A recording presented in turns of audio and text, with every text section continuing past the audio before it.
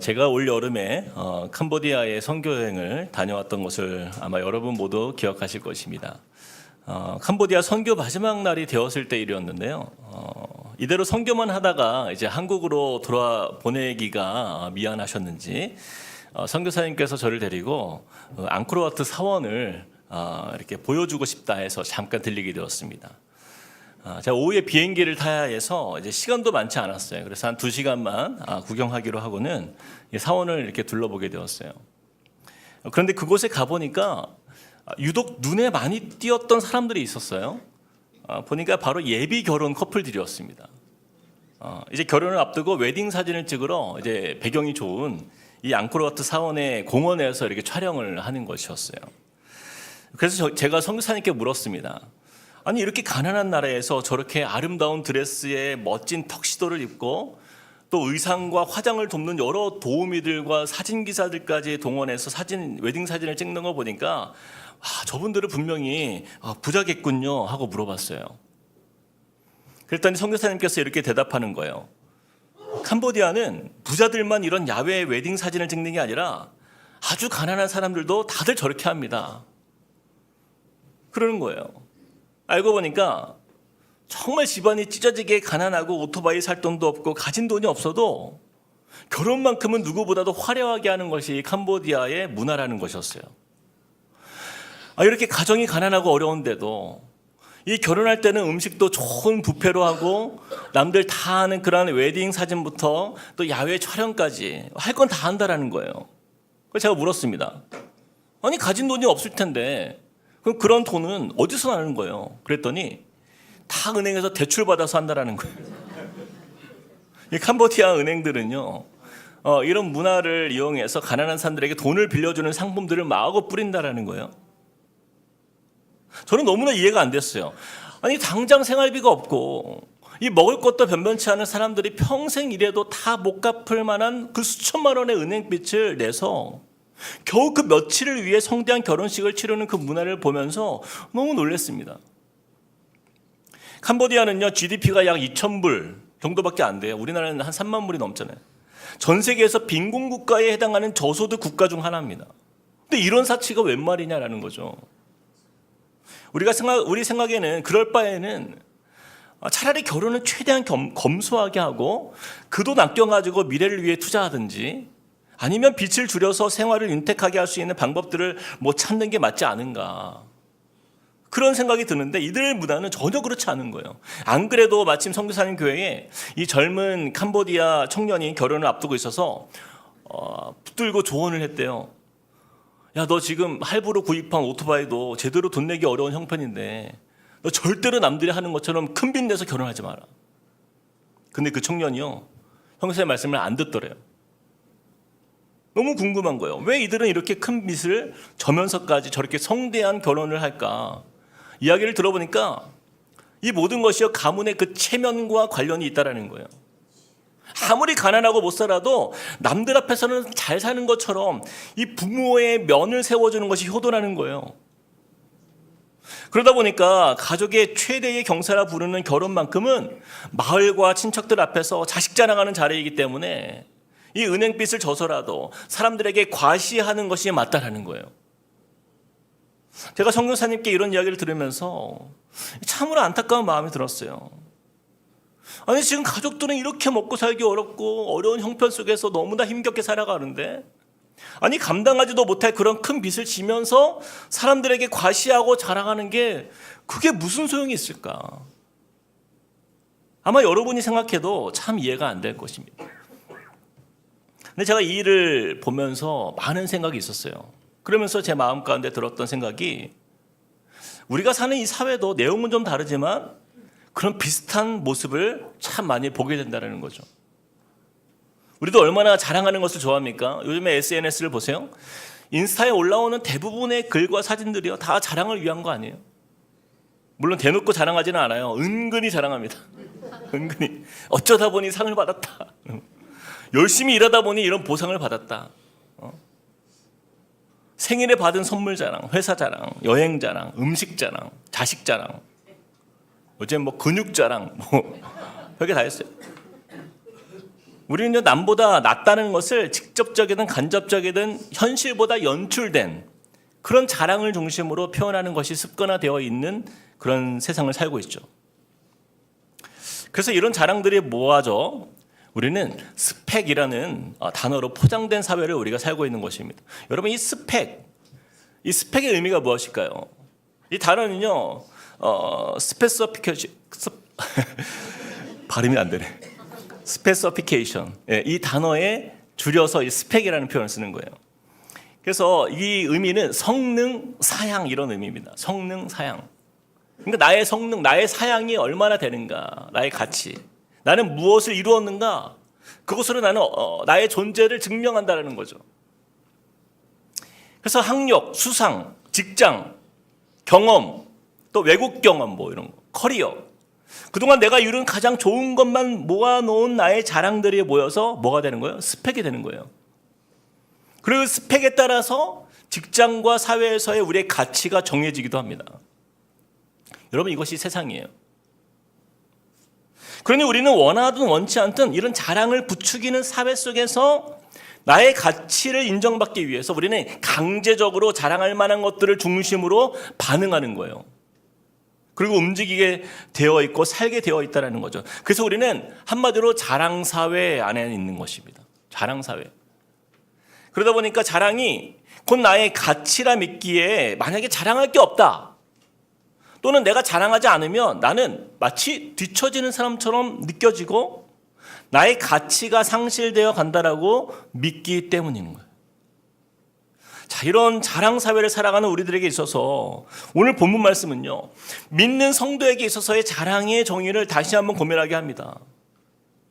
그리고 우리 믿는 성도들이 세상 사람들과 다르게 사는 방법, 우리가 자랑할 것은 과연 무엇인가라는 거죠. 바로 이것을 우리에게 가르침으로써 세상 속에서 구별된 믿는 성도의 가치관을 다시 생각해주는 말씀을 우리가 보게 되는 것입니다. 자, 이 자랑과 관련된 말씀이 얼마나 중요한 말씀인지 사도 바울은요, 갈라디아서 6장 마지막에 이르러서 이 말씀을 기록하고 있어요. 우리 11절을 같이 한번 읽어볼까요? 11절 시작. 내 손으로 너희에게 이렇게 큰 글자로 쓴 것을 보라. 자, 방금 읽었다시피 오늘 말씀이 참으로 중요한 말씀이라는 거예요. 얼마나 중요한지 바울은 어떤 글자로 썼다고요? 큰 글자로 쓴 것을 보라. 우리가 보통 문서를 작성할 때 중요한 부분일수록 어떻게 합니까? 글씨 폰트를 크게 하죠. 두껍게 볼드체를 넣기도 합니다. 같은 원리예요. 오늘 말씀이 갈라디아 지역에 있는 성도들에게 보내는 편지 중에서 너무나 중요한 부분이라는 거예요. 어쩌면 가장 중요한 부분일 수 있다라는 것을 강조하기 위해서 너희가 잘 보라. 잘 보려면 어떻게 해야 돼? 크게 글씨를 써야 되겠죠.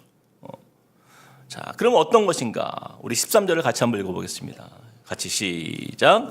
할례를 받은 그들이라도 스스로 율법은 지키지 아니하고 너희에게 할례를 받게 하려 하는 것은 그들이 너희의 육체로 자랑하려 함이라.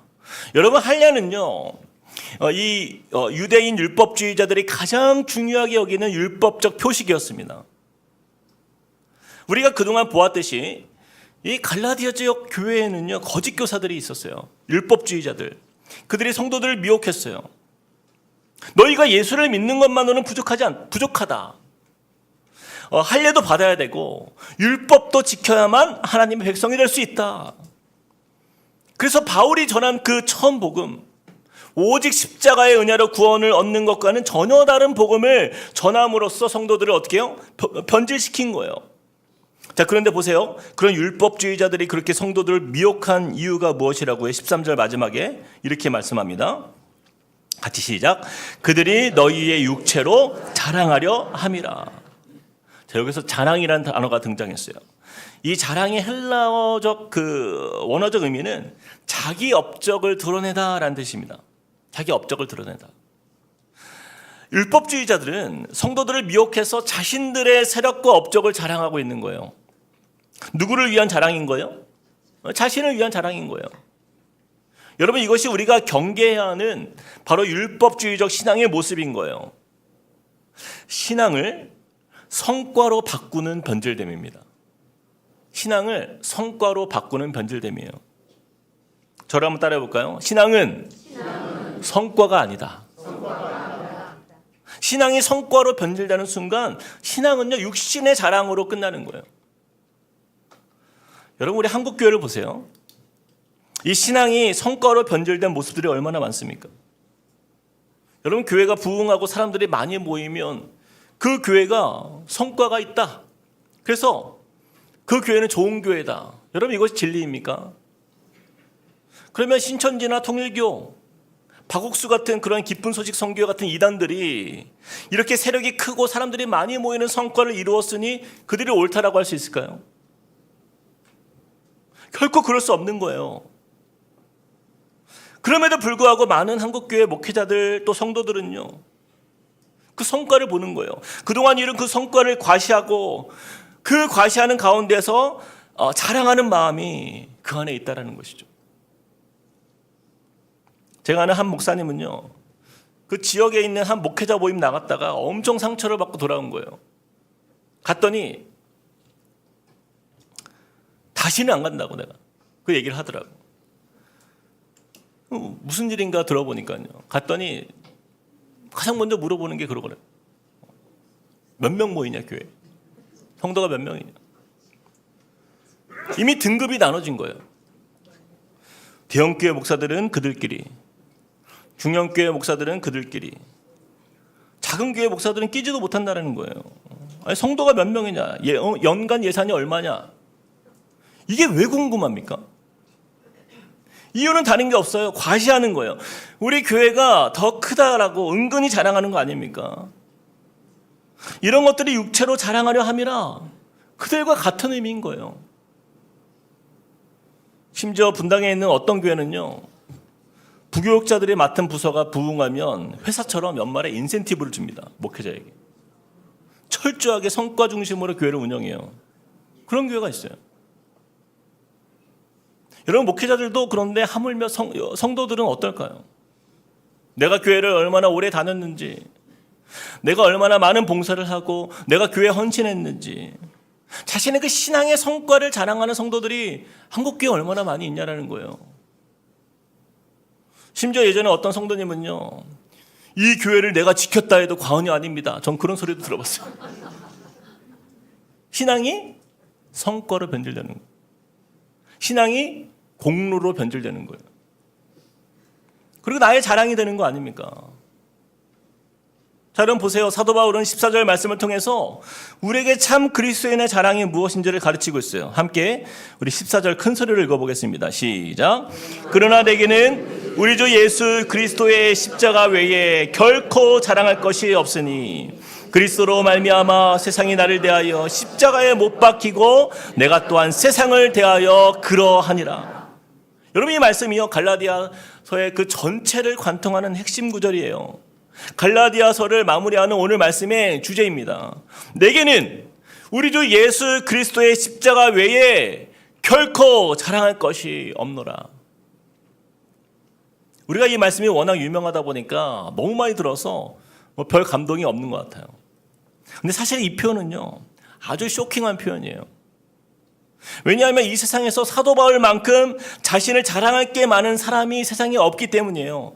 여러분 바울이 어떤 인물입니까?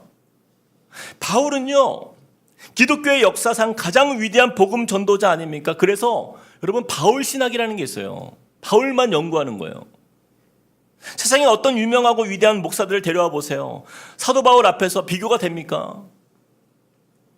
제가 바울에 대해서 몇 가지 소개를 해볼게요. 그가 얼마나 자랑할 것들이 많았는지. 자, 먼저 출신과 신분의 자랑으로 보면 할 말이 많았어요. 바울은 이스라엘 민족 베냐민 지파에 속한 히브리인 중에 히브리인이었습니다. 꽤 전통 있는 명문가의 유대인이었어요. 게다가 유대인 중에서도 보기 드문 로마 시민권을 소유한 법적 특권을 가진 사람이 이 사도 바울이었어요. 신분에 대해 자랑할 게 있었어요. 또한 교육 수준의 자랑.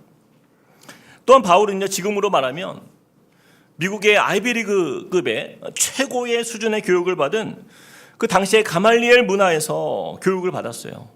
엘리트 학위를 가지고 있었습니다. 또 지식과 언어 능력 자랑. 바울은 율법에 능통한 바리새인이었어요. 헬라어, 히브리어에 탁월했고 그는 해외를 다니면서 선교한 국제적인 인물이었습니다. 그 다음에 네 번째로 고난과 헌신의 자랑. 여러분, 바울이요, 복음을 위해서 매도 수도 없이 맞고 옥에도 갇히고 여러 번 죽을 뻔하면서 한 번은 뭐 돌로 맞아 죽을 뻔하고 탔던 배가 3번이나 부서짐을 당하고 선교 여행 중에 강의 위험, 강도의 위험, 또 뭐 동족의 위험, 이방인의 위험, 뭐 거짓 형제들의 위험, 자지 못하고 줄이고 목마르고 굶주리고 춥고 헐벗고 그 모든 헌신과 고난 속에서 바울을 따라올 사람이 없습니다. 예수를 위해 이렇게 수고한 헌신이 이 얼마나 귀한 자랑이 될 수 있냐는 거예요. 또 선교적 업적이 있죠.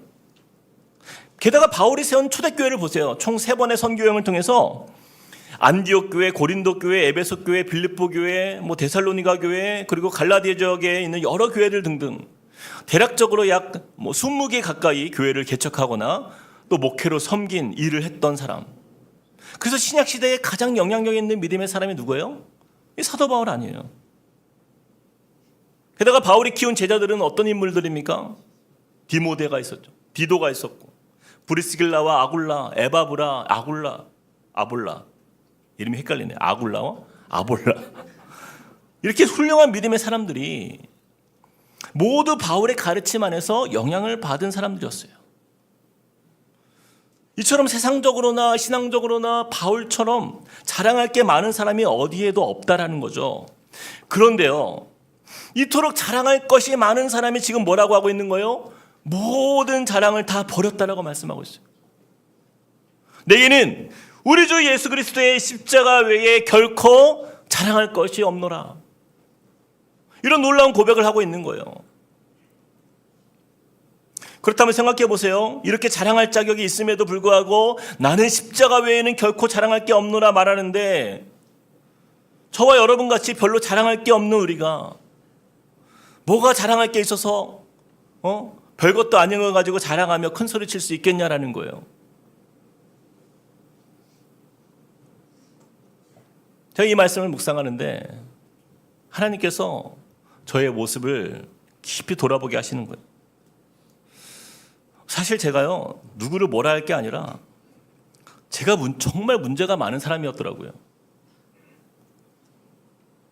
제가 가끔씩 교회의 외부 강사나 또는 다른 교회 목사님들과 이야기를 나눌 때 제가요, 교회 자랑, 성도님들 자랑 꽤 많이 했어요. 뭐 이번에 전교인순회도 막 자랑하고. 근데 그동안 제가요, 은근히 자랑했던 저의 모습들이 너무 부끄러워지는 거예요. 이 사도 바울의 이 고백, 내게는 우리 주 예수 그리스도의 십자가 외에 결코 자랑할 것이 없노라. 근데 저는 교회를 사랑한다는 이유로 예수 그리스도의 십자가를 자랑하는 게 아니라 그동안 나의 성과를 자랑하고 있었던 거예요. 좀 전에 함께 나눈 것처럼 신앙은 성과가 아니다. 저도 몰랐는데 전형적인 신앙의 성과주의가 바로 저의 모습이었더라고요. 제가 때로는 대놓고 자랑하고, 때로는 겸손한 척 자랑하고, 때로는 비교하며 자랑하고, 모든 것이 하나님의 은혜라고 말은 하지만 끊임없이 제 마음속에는 이 자랑하고 싶어하는 저의 숨겨진 모습을 하나님이 다 들춰내시는 거예요. 제가 이 말씀을 보면서 너무나 부끄러워서 제가 회개가 되었어요. 여러분, 제가 율법주의자들의 자랑과 다른 게 없었던 거예요. 그들이 이렇게 얘기하잖아요. 그들이 너희의 육체로 자랑하려 함이라. 육체로 자랑하려 함이라. 아무리 교회라 할지라도 이 육체의 일들을 자랑하는 것들은요, 율법주의자들의 꾀임에 넘어가 살아가는 모습과 같은 거 아닙니까? 제가 그랬더라고요. 성도들을 자랑거리로 삼으면서 제가 인정받으려 했던 저의 교만한 마음들을 하나님이 보게 하시는 거예요. 제가 속으로 그랬어요. 야, 정말 너는 한참 멀었구나. 딱 나의 수준이 다 거기까지구나. 진짜 부끄러웠어요. 자, 그런데 여러분 잘 보시면요, 바울이요, 우리 주 예수 그리스도의 십자가 외에 결코 자랑할 것이 없으니 라는 이 표현의 의미를 우리가 좀 생각해 봐야 돼요. 사실은 내가 꽤 괜찮은 사람인데 사실 내가 말을 안 해서 그렇지 당신들이 나를 제대로 알고 보면 아마 깜짝 놀랄걸.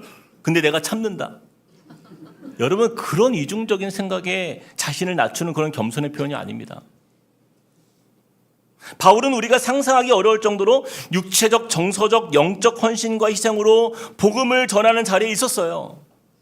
이 모든 것들이 자신의 자랑이 될 만한 이유들이 있었지만 바울은 이 모든 것들이 나의 자랑이 아니라고 말하는 특별한 이유가 있는 거예요.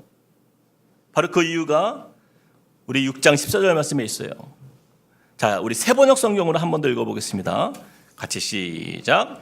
그런데 내게는 우리 주 예수 그리스도의 십자가 밖에는 자랑할 것이 아무것도 없습니다. 그리스도로 말미암아 내 쪽에서 보면 세상이 죽었고 세상 쪽에서 보면 내가 죽었습니다. 자, 두 가지 이유가 등장하고 있어요. 십자가만 자랑이 될 수 있는 이유. 첫 번째는 나에게 세상은 십자가에 죽었다라는 거. 두 번째는 세상에서 나도 십자가에 죽었다라는 거예요. 자, 그렇다면 이것이 어떤 의미인가? 첫 번째, 나에게 세상은 십자가에서 죽었다라는 의미는요, 바로 더 이상 세상 기준대로 살지 않겠다라는 선언인 것이에요. 세상 사람들이 추구하는 성공, 명예, 인정, 쾌락들을 십자가에 못 박았기 때문에 세상의 것들은 죽은 것으로 여기겠다라는 영적 인식인 것입니다. 이 바울의 인생에서 그동안 세상 속에서 그도 그랬어요. 나름 스펙도 쌓고 부와 영화도 누리면서 세상 자랑을 추구했던 바울의 모습이 있었어요. 근데 그 모든 세상적인 가치관에 대해서 혁신이 일어난 거예요. 혁명이 일어난 거예요. 누구를 만남으로? 예수를 만남으로. 내가 예수 그리스도의 십자가의 은혜의 빛을 경험해 보니까 그 빛으로 드러난 세상을 보니까 세상은 살아있는 세계가 아니라 죄로 죽은 세계였다는 것을 밝히 보게 된 거예요. 근데 여러분, 우리가 이 말씀을 오해하면 안 돼요. 그러면 세상의 것들이 다 의미 없는가? 그런 뜻이 아니에요. 세상의 모든 것이 다 악하고 무가치한가? 그런 의미가 아니에요. 예수 그리스도의 십자가 앞에서 세상이 다시 해석되는 거예요. 그동안에 세상이 나를 지배하였다라고 한다면 이제는 더 이상 세상 가치가 나를 지배하지 않는 존재로 바뀐 거예요. 세상의 기준으로 성공하거나 실패했다 말했던 모든 것이 십자가 앞에서 죽는 것을 의미합니다. 제가 예전에 설교 때 한번 나누었는데 아마 기억하시는 분들 계실 거예요. 제가 몇 달 전에요, 고등학교 친구들을 만났어요. 무려 대충 한 30년 만에 만난 것 같아요. 5명이 모였어요. 얼마나 반갑겠어요? 그때 그 친구들이 얼마나 믿음이 신실했는지 모릅니다. 다들 교회에서 회장도 하고 막 믿음이 참 좋은 친구들이었어요. 근데 그날 모인 자리에서요, 저 빼고 다들 술을 마시는데 다들 저를 사이에 두고 막 술잔이 오고 가고 맥주에 소주에 폭탄주에. 그래서 저는요, 이젠 얘들이 다 교회를 떠났나 보다 했어요. 교회를 안 다니는구나. 그게 아닌 거예요. 한 명은 안수 집사님, 한 명은 설혜 집사님, 교사고 성가대 봉사하고 그러는 거예요. 근데 교회 다닌다는 말만 안 하면 믿지 않는 사람들과 전혀 다를 바가 없이 살아가요. 제가 물었어요. 야, 너네 교회 목사님이 너 술 마시는 거 알아? 내가 이른다. 그랬더니 다음 모임부터 저를 안 부르더라고요. 지금까지 소식이 없어요. 분명히 만나는 것 같은데 소식이 없어요. 연락이 없어요.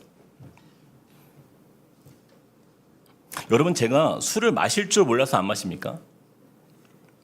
여러분, 제가 목사라서 안 마시는 것 같아요? 아니에요. 제가요, 목사라서 마시면 안 되지가 아닙니다. 예수를 영접하고 나니까, 십자가를 통하여 구속하신 예수를 만나고 나니까, 성령이 내 안에 계시니까 그것이 나에게 더 이상 즐거움이 되지 않는 거예요. 그렇게 나에게 세상은 십자가에 못 박혀 죽은 존재가 된 거예요. 여러분, 제 얼굴을 보세요. 제가 술 잘 마시게 생겼잖아요. 근데 저는요, 그 청년 시절에 예수님을 깊이 만난 이후로 지금까지 단 한 번도 술이 먹고 싶다는 생각을 해본 적이 없어요. 저희 아버지가 매주 설교를 듣고 계시는데 저에게 그러더라고요. 야, 제발 설교하면서 옛날에 술 마셨던 얘기 좀 그만해라. 목사가 그게 뭐가 좋은 일이라고 계속 그 얘기를 하냐. 제가 알겠습니다. 그래서 알겠습니다. 오늘 또 하는 거예요. 왜냐하면 그게 제가 만난 예수님인 거 어떡합니까? 제가 만난 예수님이 그런 분이에요. 예수 그리스도께 속하기 전에 과거는요, 술뿐만이 아니에요. 세상 쾌락 속에 살았어요. 그런데 바울이 다메섹 도상에서 그 예수 그리스도의 생명의 빛이 바울에게 비춰졌던 것처럼 제 삶에 그 예수의 빛이 환하게 임하니까 세상에 즐거웠던 것들이요, 어둠 속에 있을 때는 몰랐어요. 그런데 그 빛이 임하니까 모두가 썩어 있는 것들이더라고요. 죽어 있는 것들이고 악취가 나는 것들인 너무나 추한 것들 속에 제가 뒹굴고 있었던 거예요. 그거를 보세요. 손도 대기 싫습니다. 그렇게 제 인생의 가치가 바뀌니까 저의 인생의 자랑도 바뀌게 되는 거예요. 여러분, 이것이 믿는 성도의 삶인 거예요. 여러분, 바울의 고백을 보세요. 빌립보서 3장 7절에서 9절. 우리 큰 소리를 읽어봅시다. 시작. 그러나 무엇이든지 내게 유익하던 것을 내가 그리스도를 위하여 다 해로 여길 뿐더러 또한 모든 것을 해로 여김은 내 주 그리스도 예수를 아는 지식이 가장 고상하기 때문이라.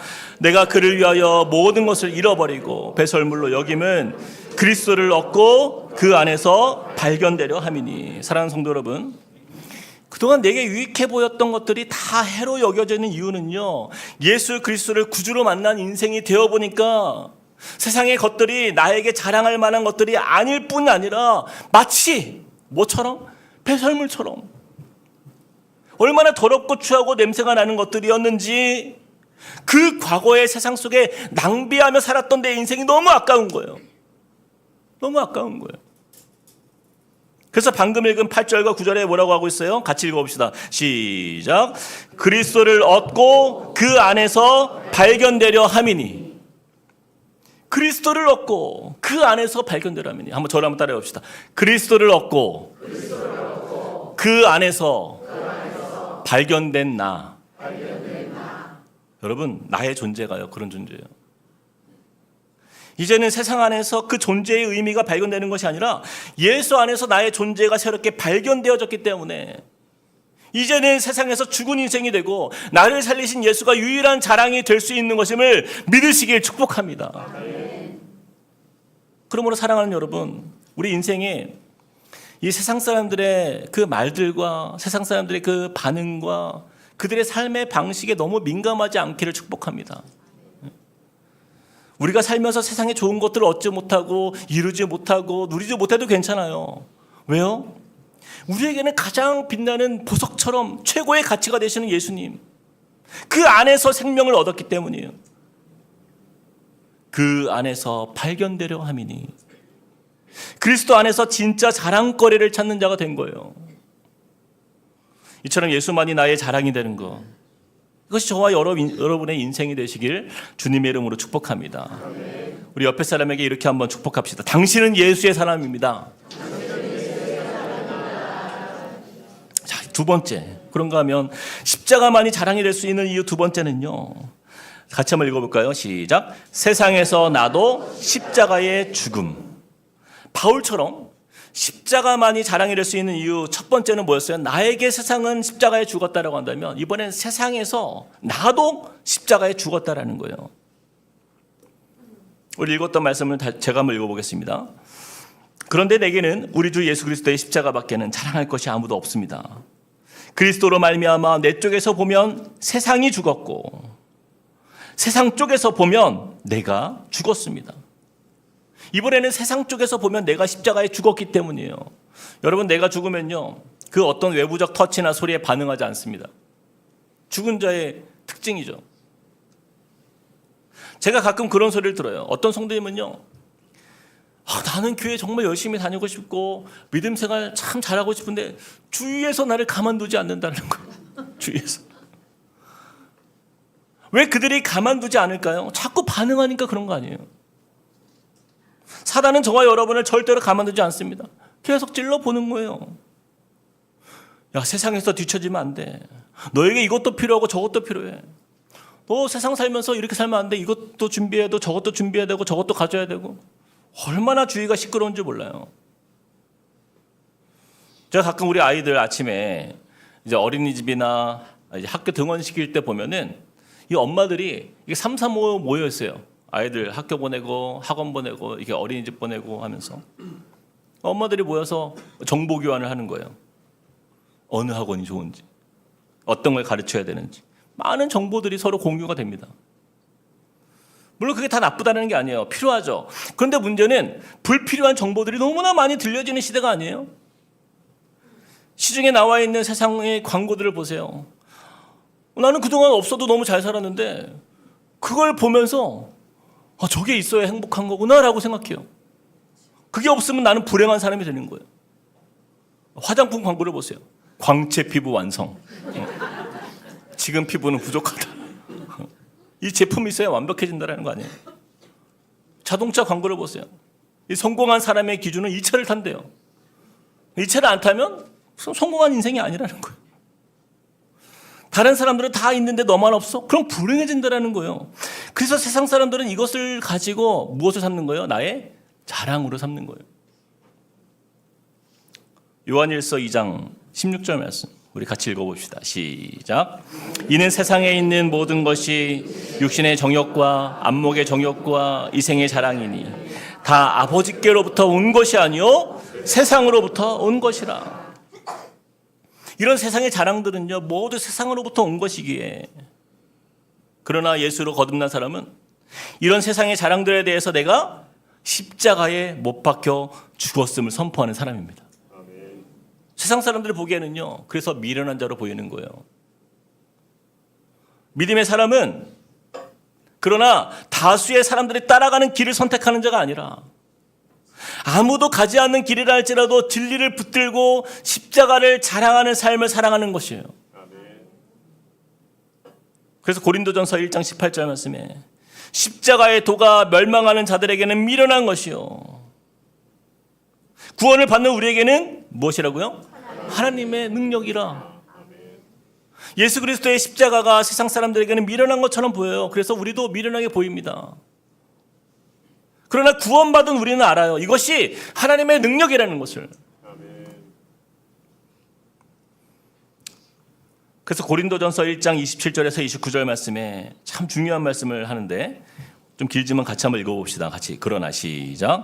그러나 하나님께서 세상에 미련한 것들을 택하사 지혜 있는 자들을 부끄럽게 하려 하시고 세상에 약한 것들을 택하사 강한 것들을 부끄럽게 하려 하시며 하나님께서 세상에 천한 것들과 멸시받는 것들과 없는 것들을 택하사 있는 것들을 폐하려 하시나니 이는 아무 육체도 하나님 앞에서 자랑하지 못하게 하려 하심이라. 아멘.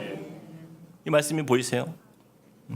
하나님의 미련한 우리를 택하사 지혜 있는 자들, 세상에서 지혜 있다는 사람들을 부끄럽게 하십니다. 또한 세상에 약한 우리를 택하사 세상에 강한 자처럼 보이는 것들을 부끄럽게 하신다라고 말씀하세요. 하나님께서 세상에 천한 우리를 들어쓰시사 있는 것들, 가졌다 하는 자들을 폐하신다라고 말씀하세요. 그 이유가 뭐라고요? 아무 육체도 하나님 앞에서 이 세상의 일로 자랑하지 못하게 하려 하심이라. 그동안 우리가 자랑했던 수많은 자랑들, 그리고 지금 내가 프라이드로 여기는 나의 성과와 공로들이요, 과연 하나님 앞에서도 자랑할 만한 것들이었는지 우리가 좀 돌아보길 원해요.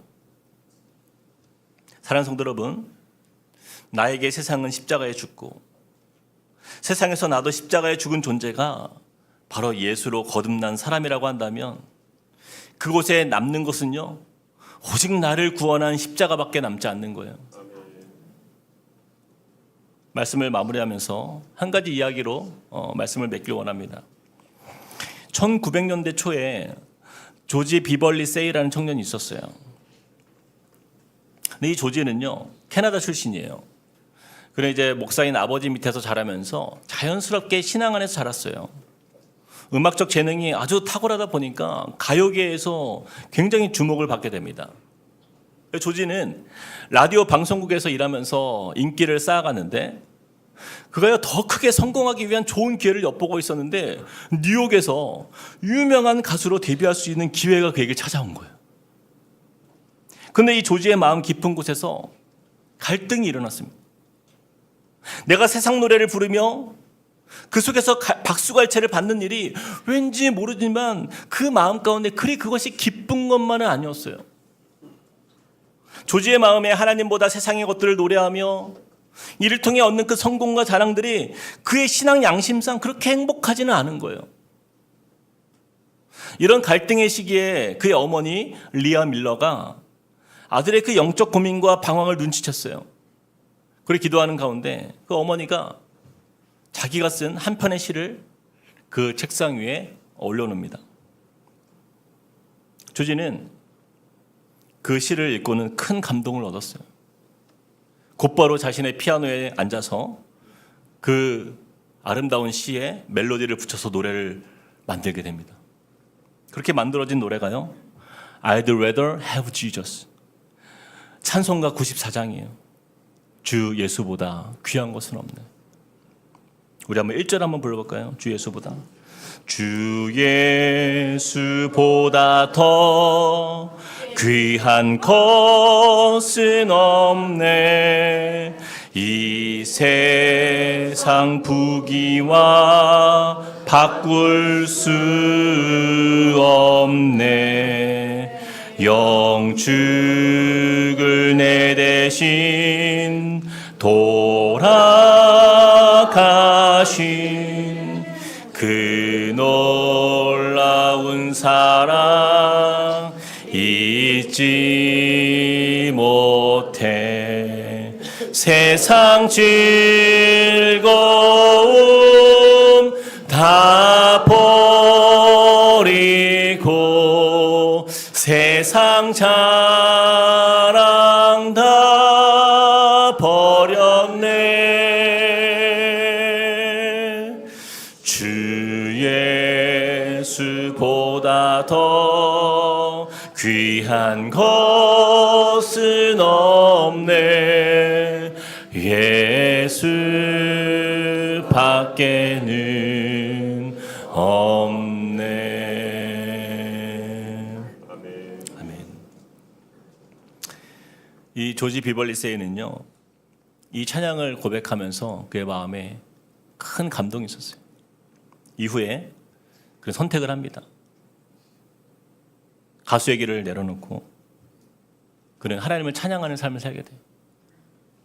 그리고 그는요, 복음 전도자였던 빌리 그레이엄 목사님과 함께 온 세상을 다니면서 전도 집회를 다니면서 그렇게 20세기 복음 찬양의 선구자로 하나님만 찬양하며 한평생을 살게 돼요.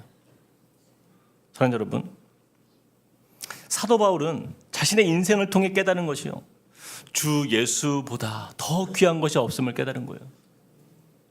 그래서 세상 즐거움 다 십자가에 못 박고 세상 자랑도 다 십자가에 못 박은 인생으로 예수 그리스도의 십자가만 자랑하는 인생이 되었던 것입니다.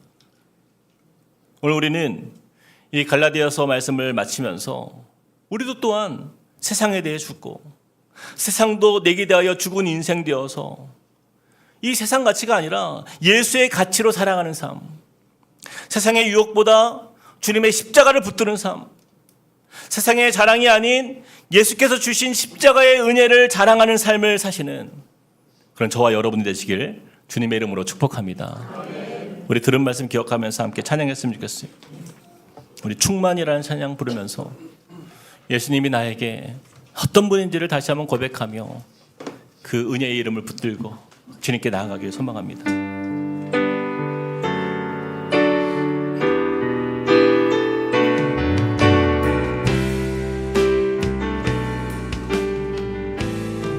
무명이어도 공허하지 않은 것은, 무명이어도 공허하지 않은 것은 예수 안에 난 만족하리. 가난하여도 부족하지 않은 것은, 가난하여도 부족하지 예수 안에 오직 나는 부요하네. 오직 나는 오직 주님만 자랑하며 주님 앞에 서겠습니다. 고난 중에 고난 중에도 견뎌낼 수 있는 것은 주의 계획 믿기 때문이라. 실패하여도 일어설 수 있는 것은 예수 안에 오직 나는 승리하리라. 이것이 승리입니다. 난 예수로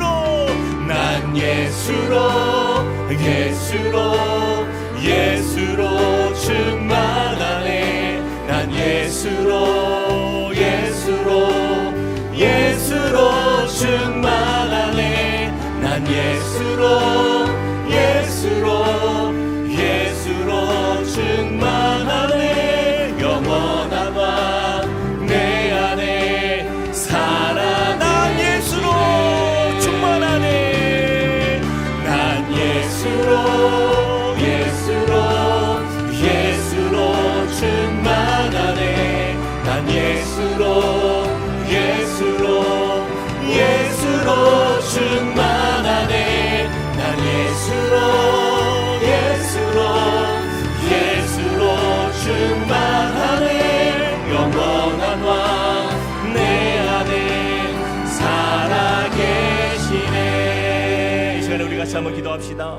우리 들은 말씀을 기억하면서 주님, 내 쪽에서 보면 세상이 십자가에 죽었고 또한 세상 쪽에서 보면 내가 십자가에 죽었습니다라는 고백이 우리의 삶에 고백되어지길 원합니다. 주님, 이것이 우리의 삶에 정말 다른 것이 나의 삶의 자랑이 아니라 주님, 오늘 주신 말씀처럼 내게는 우리 주 예수 그리스도의 십자가 외에 결코 자랑할 것이 없다라는 고백 속에 주님, 이 땅을 살게 하여 주십시오. 주님, 내가 허황된 것, 다른 헛된 것에 마음 빼앗겨서 마치 그것이 나의 자랑인 것처럼 살아가는 자가 아니라 주님, 내가 세상 속에 살지만 예수의 빛이 내 삶에 임했으므로 밝히 드러나 보이는 생명의 역사, 구원의 역사를 일으키신 예수 그리스도, 주님이 나의 인생의 자랑입니다. 그 자랑 속에 살길 소망합니다. 우리 같이 한번 기도하며 나가시겠습니다. 주님 앞에 믿음의 열단을 가지고 우리가 함께 기도하며 나아갑니다. 주님, 우리의 삶에 주님이 나의 자랑이 되심을 고백합니다. 주님, 나의 연약한 육신의 인생이 하나님, 이 세상을 살아가면서 얼마나 헛된 것들을 자랑하며 살았습니까? 하나님, 그러나 주님, 나의 삶의 음식 오직 주님만이 나의 자랑되길 소망합니다. 그 예수의 이름으로 살게 하여 주시고 그 십자가의 자랑이 하나님 우리의 삶의 유일한 자랑될 수 있도록 은혜 더하여 주시옵소서. 주님, 그런 믿음의 결단이 우리 안에 원합니다. 주여, 이 시간 우리 가운데에 역사하시는 주님의 은혜를 따라서 주님, 담대한 믿음으로 주님께 나아가게 하여 주시고 주님, 그 예수 그리스도의 능력이 우리의 삶 속에 임하여 하나님 정말 주님과 함께 십자가의 도를 자랑하며 그 길을 걷는 믿음의 백성 되게 하여 주시옵소서. 주님의 사랑으로 우리를 덧입혀 주시고 또 은혜로 우리를 인도하여 주시고 하나님, 그 말씀으로 우리 새롭게 하여 주셔서 하나님 예수님만 사랑하는 믿음의 삶 될 수 있도록 은혜 넣어 주시옵소서. 오 아버지 하나님, 정말 우리 가운데에 하나님 진짜 사랑이 무엇인가 깨달아주길 원합니다. 하나님, 육체의 사랑을 통하여서 하나님 또 율법주의자의 모습처럼 사는 것이 아니라 하나님 진실한 믿음의 사람의 삶을 살기 소망하오니 주여, 우리 가운데에 그 믿음의 구원의 확신과 하나님 그 은혜의 비밀이 무엇인지를 깨닫고 주의 백성으로 우리를 인도하여 주시고 함께하여 주시옵소서. 주여, 함께하여 주시옵소서. 우리 이어서 한 번 더 기도할 때예요. 이번 한 주간 우리가 우리의 삶을 주님 앞에 올려놓고 맡겨드리며 기도하기 원합니다. 여러분, 이번 한 주간 우리 새생명 축제가 이제 얼마 남지 않았는데 여러분, 우리가 무엇으로 사람들에게, 이 세상 사람들에게 예수님이 어떤 분인지를 소개할 수 있어요? 그것은 내 삶의 기쁨, 나의 유일한 구원의 소망, 나의 자랑 되신 예수님밖에 없는 것입니다. 여러분, 다른 것으로 그들에게 아무리 좋은 것을 소개해봤자 여러분, 그들에게는요 그것이 생명이 되지 못하잖아요. 다 썩어질 것들, 이 세상에 사라질 것들을 가지고 우리가 그들과 함께 나누는 것이 어떤 의미가 있겠습니까?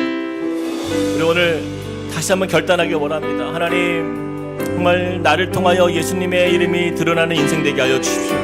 나를 통하여 예수 그리스도의 구원의 은혜가 자랑되어지는 인생 되게 하여 주시고 주님, 나의 입술을 통하여 나의 삶을 통하여 그 예수의 능력이 나타나서 하나님 저들의 인생 위에 하나님 참 빛이 되시는 주님을 만나는 역사, 우리의 참 소망 안에 거하는 역사, 그리스도 안에서 그들의 인생이 재발견되는 역사를 하나님 이루어 주시옵소서. 주님, 나를 사용하여 달라가 우리 같이 한 번 더 믿음의 고백을 가지고 기도하며 나가십시다.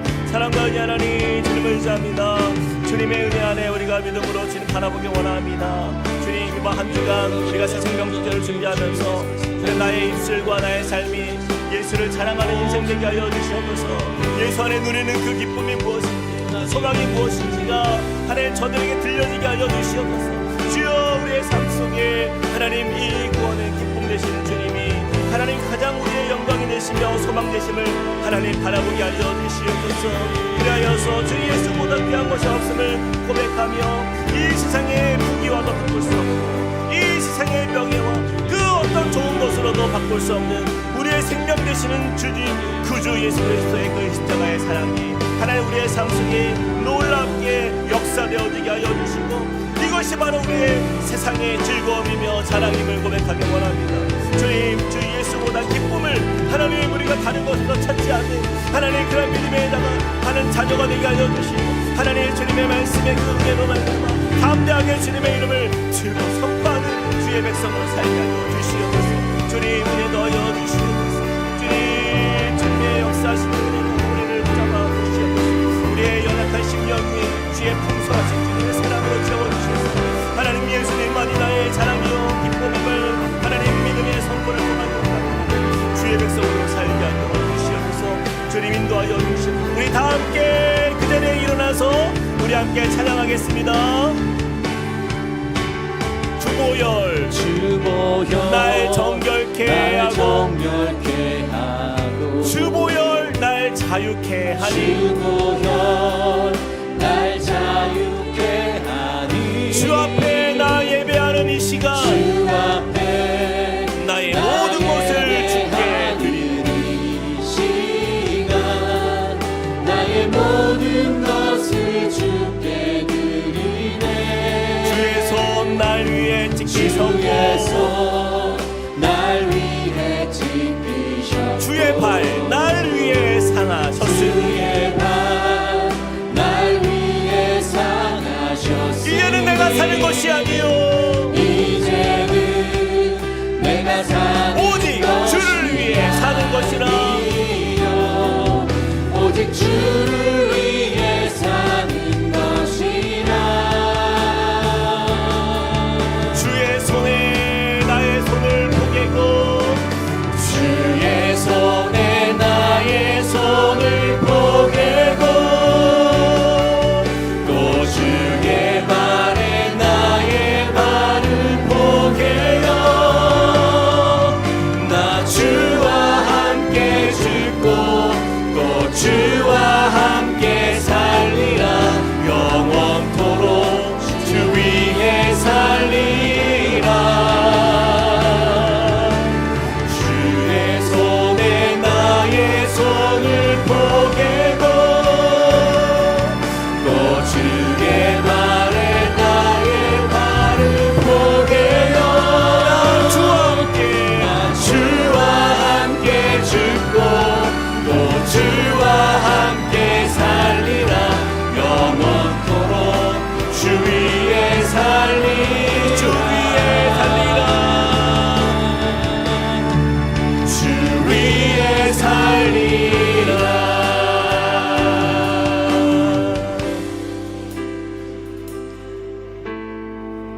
그러나 내게는 우리 주 예수 그리스도의 십자가 외에 결코 자랑할 것이 없으니 그리스도로 말미암아 세상이 나를 대하여 십자가에 못 박히고 내가 또한 세상을 대하여 그러하니라. 아멘. 사랑과 은혜 하나님, 이것이 우리의 고백되어지게 하여 주시옵소서.